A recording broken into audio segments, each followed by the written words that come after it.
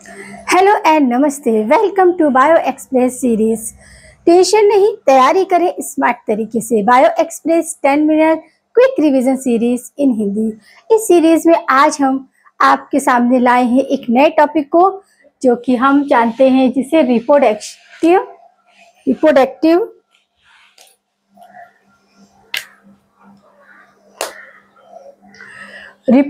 Health.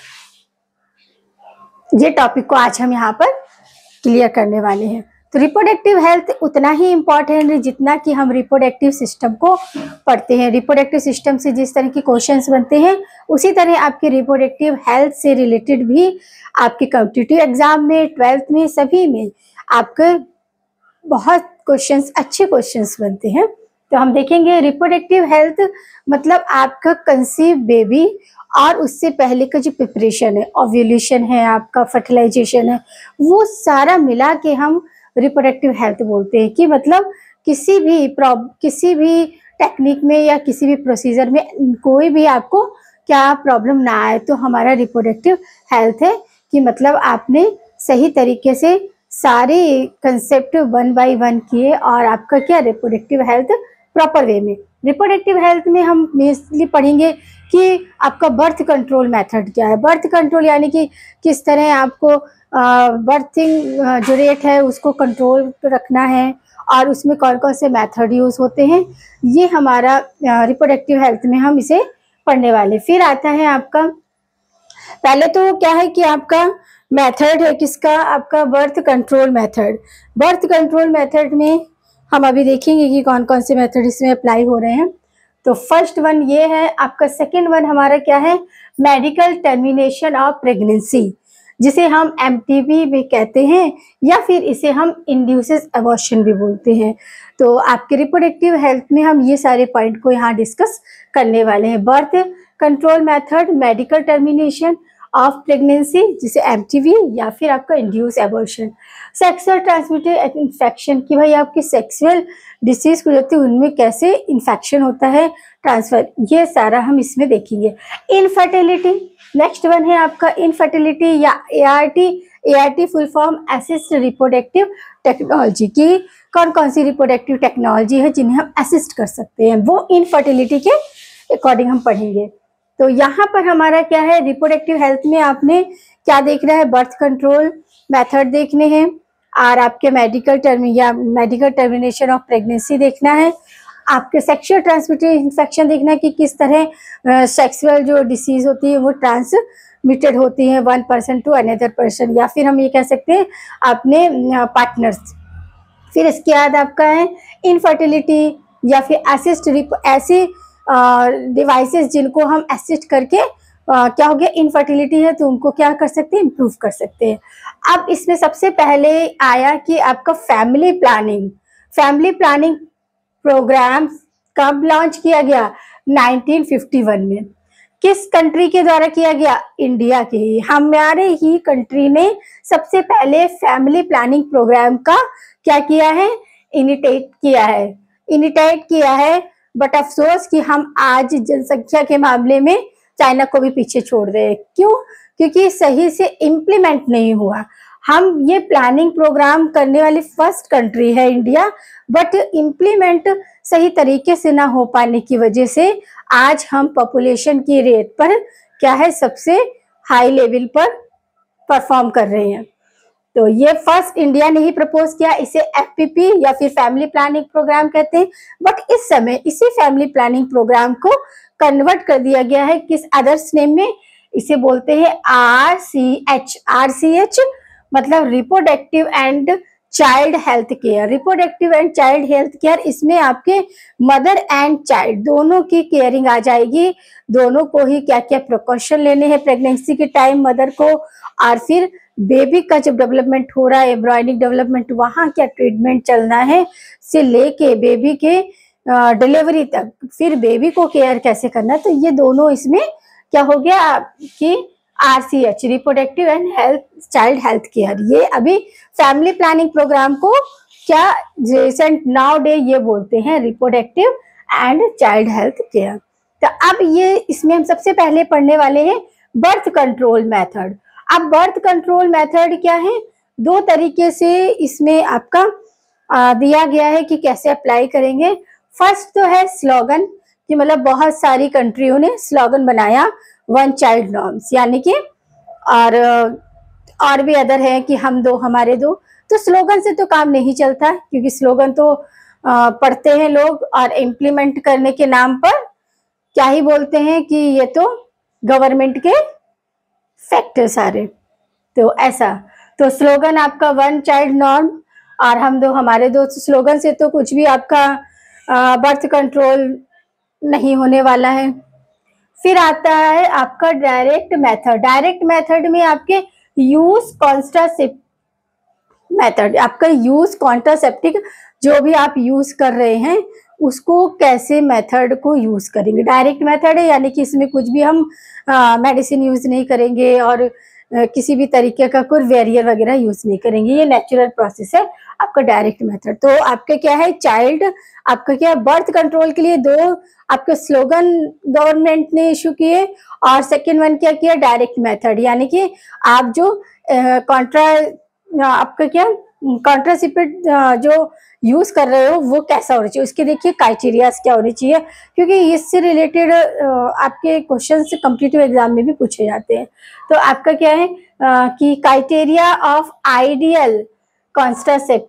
अब contraceptive use तो कर लो बट उसमें कुछ क्वालिटी होनी चाहिए, फीचर्स होने चाहिए कि भाई उसको सभी अप्लाई कर सके। तो यहाँ पर हम कुछ क्राइटेरिया, क्योंकि इससे रिलेटेड क्वेश्चन कॉम्पिटिटिव एग्जाम में केवीएस एनवीएस और टीजीटी पीजीटी किसी में भी आपका कोई भी एक स्टेटमेंट दे देंगे और आपसे पूछ सकते हैं। तो एक तरह से हमें ये दिया भी है हमारी एनसीईआरटी में आइडियल कंस्ट्रक्ट, इसके क्या फीचर्स होते हैं या क्या क्राइटेरिया।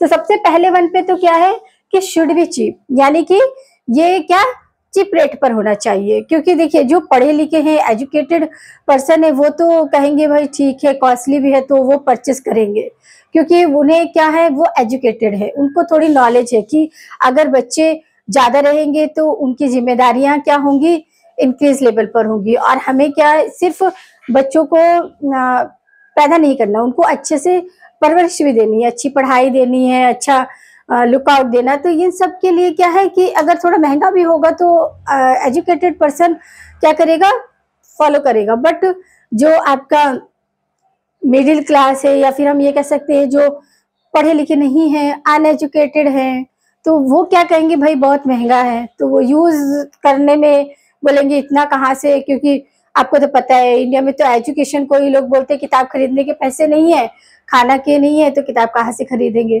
तो ऐसा, तो ये क्या तो आपके चीप प्राइस का होना चाहिए। सेकेंड वन है कि शुड बी इजिली अवेलेबल, मतलब इजिली मिल जाना चाहिए, ऐसा नहीं कि मतलब अवेलेबल ही ना हो, जरूरत है बट क्या है कि आने में टाइम लगेगा। अभी ये क्या है, तो क्या है कि इजिली अवेलेबल, हर किसी की पहुंच तक होना चाहिए, सस्ता होना चाहिए।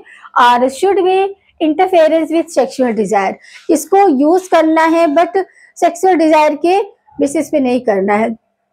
आप क्या करोगे कि मतलब इंटरफेयरिंग विथ सेक्सुअल डिजायर। फिर आपका लेस या नो साइड इफेक्ट, इसमें जो कॉन्स्टापिल हम यूज कर रहे हैं उनकी साइड इफेक्ट नहीं होनी चाहिए, और हो भी तो बहुत ही लो रेट के होने चाहिए। फिर इफेक्टिव एंड रिवर्सिबल, ये इफेक्टिव होने चाहिए, ऐसा नहीं कि इफेक्ट नहीं हो रहा है तो पब्लिक तो वैसे भी अगर रिजल्ट नहीं है तो क्यों ही ये फालतू टाइम जाता है, ये करते हैं वो करते हैं, मतलब अपने से मनगढ़ंत कहानियां बना ही लेते हैं।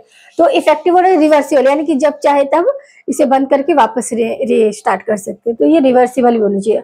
यूज फ्रेंडली, तो ये क्या है कुछ फीचर्स है जो आइडियल कॉन्स्ट्रा आपके सेप्टिक्स के हैं कि जिन्हें कि आप इसलिए वे में यूज कर सकते हैं, जैसे कि आपका चीप प्राइस का होना चाहिए, अवेलेबल होना चाहिए, और साथ ही कैसे होना चाहिए कि यूजर फ्रेंडली होना चाहिए, और आपका इंटरफेयरिंग सेक्सुअल डिजायर तो बिल्कुल भी नहीं होनी चाहिए। इस तरह कुछ क्राइटेरिया है जिससे नहीं यूज। अब हम देखते हैं कि जो मेथड है, अभी ये तो हमारा क्या था, बर्थ रेट मेथड, स्लोगन और डायरेक्ट मेथड। अब मेथड देखेंगे, 3 तरीके के मेथड हमें पढ़ने हैं यहाँ पर, natural method, barrier method and chemical method. ये तीनों तरह के मेथड हैं जिनसे कि हम क्या करते हैं कि बर्थ कंट्रोल को काफी हद तक कम किया जा सकता है या प्रयास किया जा सकता है। तो पहला हम देखते हैं नेचुरल मेथड। तो नेचुरल मेथड में आपके 3 मेथड कंसिस्ट है। तो फर्स्ट वन है आपका रिदम मेथड या पीरियोडिक मेथड या फिर इसी को हम कैलेंडर मेथड बोलते हैं। ये तीनों ही आपका क्या है, आपके नेचुरल मेथड में आते हैं। जैसे कि आपका uterus should be avoided during fertilise period. अब फर्टिलाइज पीरियड यानी कि एवरी मंथ जो मेंस्ट्रुअल साइकिल हो रहा है उसके 11 से 17 डेज, क्योंकि मोस्टली 14 डेज मानते हैं, बट उसमें 11 और 17, 11 से 17 डेज के बीच में आप क्या करना है कि अवॉइड करना है। फिर आपका आता है second withdraw method. Withdraw method में आपका यूट्रस इंटरप्चर यानी कि मेल पार्टनर, इसमें विड्रॉ मेथड क्या, male partner should be withdraw her penis ejaculation. ये क्या है, बिफोर इजेकुलेशन, यानी कि जब इंजेक्ट ही नहीं होगा तो वहां पर ऐसी कोई प्रॉब्लम नहीं होने वाली है, बट इसमें क्या है कि मेल पार्टनर का इंपॉर्टेंट रोल प्ले होता है। फिर है आपका लैक्टेशन एमआरआईसी। ये क्या है कि जब तक ऐसा मतलब साइंटिफिक फैक्ट भी है कि जब तक जो बॉर्न बेबी है उसको मदर फीड कराती है तब तक क्या है, मेंस्ट्रुअल साइकिल स्टॉप रहता है। क्या है, लैक्टेशन एमरजेंसी, यानी कि क्या पूरी तरह से उसे क्या करेगा, इनहिबिट करेगा, क्योंकि यहाँ पर हार्मोन सीक्रेट होते हैं, जीएनएच को पूरी तरह इनहिबिट करे रहेगा। क्या, पीआरएल हार्मोन जो है वो जब तक फीडिंग हो रही है मोस्टली 6 मंथ तक। बट ये इतना सक्सेस नहीं है, क्यों, क्योंकि 60% फीमेल में ऐसा देखने को, 40% फीमेल में ऐसा नहीं हो पाता है। तो इसलिए इसे इतना ज़्यादा हम 100% नहीं कह सकते, बट हाँ 60% फीमेल फॉलो होती हैं। इस तरह से उसमें एक एक्टिविटी होती है कि जब तक वो फीड करा रही है मिनिमम 6 मंथ, तब तक क्या है, मेंस्ट्रुअल साइकिल नहीं हो रहा है, तो वहाँ पर क्या है, आपका जीएनएच पूरी तरह से इनहिबिट है। तो जब जीएनएच इनहिबिट है तो एफएसएच और एलएचएच वहाँ क्या रहता है, कंट्रोल में रहता है। तो यहाँ पर ये क्या हो गया आपके direct method, natural method, barrier, और आपका अब बैरियर का देखेंगे। बैरियर मेथड में क्या है, आपका birth control as well as help in prevention of STD के प्रिवेंटेज। अब इसमें क्या कंडोम्स है, आपका मेल कंडोम और फीमेल कंडोम। कंडोम्स क्या है, आपके इलास्टिक होते हैं, रबर नेचर के होते हैं, तो कंडोम यूज करना। फीमेल कंडोम में diaphragm, cervical cap and volt ये आ जाते हैं। फिर आता है आपका केमिकल मेथड। केमिकल मेथड में आपके डिफरेंट टाइप्स ऑफ क्रीम है, जेलीज है, और आपका फॉर्म्स, ये सारे मार्केट में अवेलेबल हैं, जो कि एक तरह से क्या होते हैं, स्पर्मिसाइडल प्रिवेंट होते हैं। कैसे होते हैं, स्पर्म प्रॉपर्टीज के होते हैं, तो वो वहीं पे क्या ब्लॉक कर लेते हैं। तो ये हमारे क्या हुआ कि रिप्रोडक्टिव हेल्थ में हमने क्या क्या पॉइंट पढ़ने हैं। एक तो बर्थ कंट्रोल देखना है हमें, और फिर हमें क्या देखना है, इनफर्टिलिटी देखना है, एसटीडी देखना है, यानी कि मेडिकल टर्मिनेशन ऑफ प्रेगनेंसी, और सेक्सुअल ट्रांसमिटेड इन्फेक्शन, इनफर्टिलिटी, ये सारे पॉइंट हमें देखने हैं। इसी में हमारा फैमिली प्लानिंग प्रोग्राम है जो कि 1951 याद रखना है आपको। जब इसे मतलब इशू किया गया तभी याद रखना है 1951। कौन करने वाला कंट्री था, इंडिया थी। सबसे पहले इंडिया ने ही इसे क्या किया, आपका इनिटेट किया है। और इसके बाद अभी जो नाउ डे यही फैमिली प्लानिंग प्रोग्राम को क्या बोलते हैं, आरसीएच, यानी कि आपका reproductive and health care, child health care. अब बर्थ कंट्रोल मेथड में हमारे 2 मेथड आती है, स्लोगन आता है जो मतलब मोस्टली सिर्फ क्या है, नाम का ही स्लोगन है, क्योंकि इम्प्लीमेंट करें अभी तक तो फिलहाल इतना नहीं है, बट शायद आगे फ्यूचर में इतने इम्पोर्टेंट या यूजफुल दिखे इस बेस पर। फिर डायरेक्ट मेथड में आपका यूज ऑफ कॉन्ट्रासेप्टिव। अब कॉन्ट्रासेप्टिव के भी कुछ फीचर्स है, कुछ आपके क्राइटेरियाज हैं जो कि फॉलो, जैसे फॉर एग्जांपल चीप होना चाहिए और इजली अवेलेबल, और आपका क्या है, सेक्सुअल इंटरफेयर सेक्सुअल डिजायर के साथ इफेक्टिव और रिवर्सिबल होना चाहिए। फिर हमारा मेथड आएगा, तो मेथड में हमारा क्या है, आपका नेचुरल मेथड है, केमिकल मेथड है, और बैरियर है। बैरियर में आपके ये कंडोम वगैरह आ जाते हैं, और जो केमिकल है उसमें different types of foam, jelly और क्रीम्स वगैरह आते हैं। तो ये हमारा यहाँ पर क्या हुआ कि आपका रिप्रोडक्टिव से रिलेटेड, रिप्रोडक्टिव हेल्थ से रिलेटेड कॉमन फैक्ट जो आपके क्वेश्चंस बनते हैं उन पे हमने यहाँ पर क्या किया है, आपको बताने की कोशिश की है। तो इसी तरह आप बने रहें हमारे साथ, और आपको हमारा वीडियो पसंद आए तो इसे लाइक करना है, शेयर करना है अपने दोस्तों के साथ ही हमारे चैनल को सब्सक्राइब करना है और हमारे साथ जुड़कर इसी तरह अपने कंसेप्ट को बेहतर बनाएं।